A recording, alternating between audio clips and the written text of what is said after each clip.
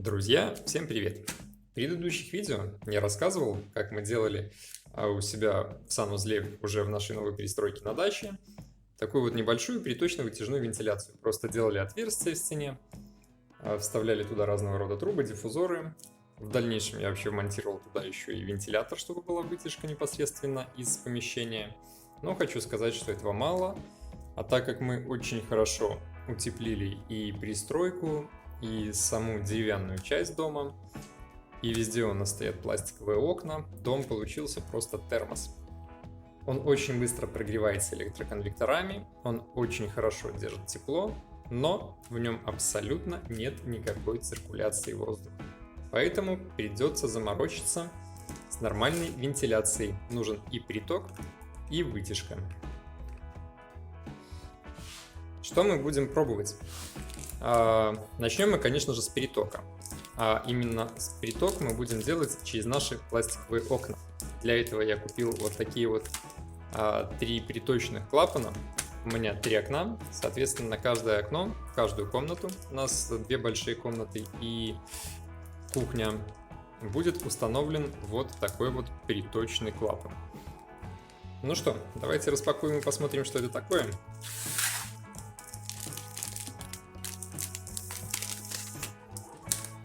Все, что у нас идет в комплекте с клапаном, это непосредственно сам клапан, 3 самореза, это будет монтажный комплект, инструкция по эксплуатации и установке и 2 куска уплотнителя. Уплотнитель будет ставиться у нас на раму и на окно. Вообще, какой принцип действия этой штуки?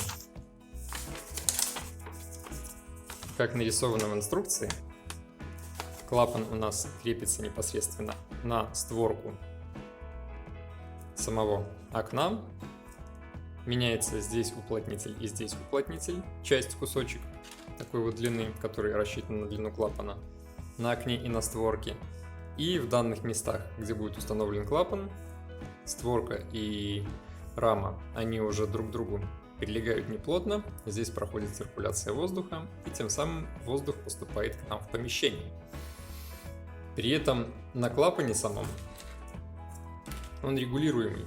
Когда он будет стоять на окне, он будет этой частью к раме, мы можем закрывать его, как видите, выезжает заслонка, и открывать.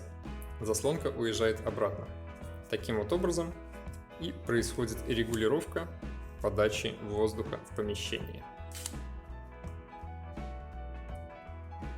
Опять же, как написано в инструкции, эти штуки эффективно работают только в том случае, если будет присутствовать хорошая вытяжная вентиляция. Ведь приток это одно, это нужно еще куда-то вытягиваться.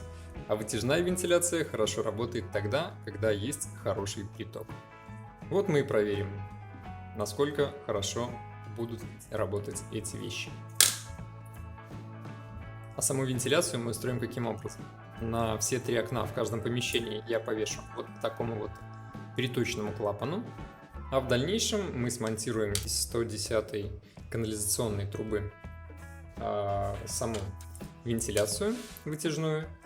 Опять же мы сделаем выход в каждое помещение, в каждом помещении у нас будет выход на вентиляцию, и при этом в системе вентиляции я еще поставлю вытяжной мотор, вытяжной вентилятор, который будет у нас запитан с умной розеткой. Но об этом я расскажу отдельно. Ну что ж, ну а теперь давайте попробуем смонтируем эту штуку на окно, посмотрим, как это просто и как она будет работать. Итак, давайте попробуем смонтируем эту штуку непосредственно на окно. Значит, как я уже сказал, у меня 3 пластиковых окна. На каждое окно я буду вешать по такому приточному клапану. Сам по себе приточный клапан вешается на верхний уплотнитель самой створки окна.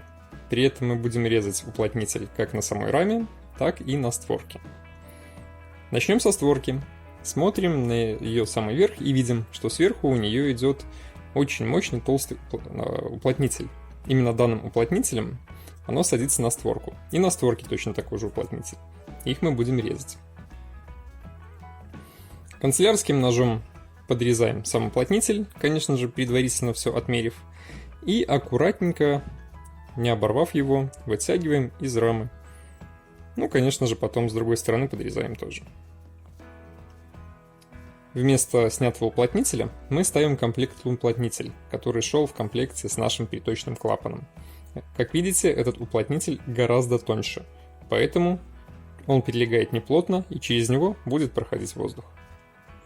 После этого ставим клапан и пересверливаем его на 3 комплектных самореза. Проверяем заслонку и та-дам! Все работает. Заслонка регулируется, значит нигде ничего не пережато, все окей. Таким вот образом она открывается-закрывается и будет регулировать поток воздуха.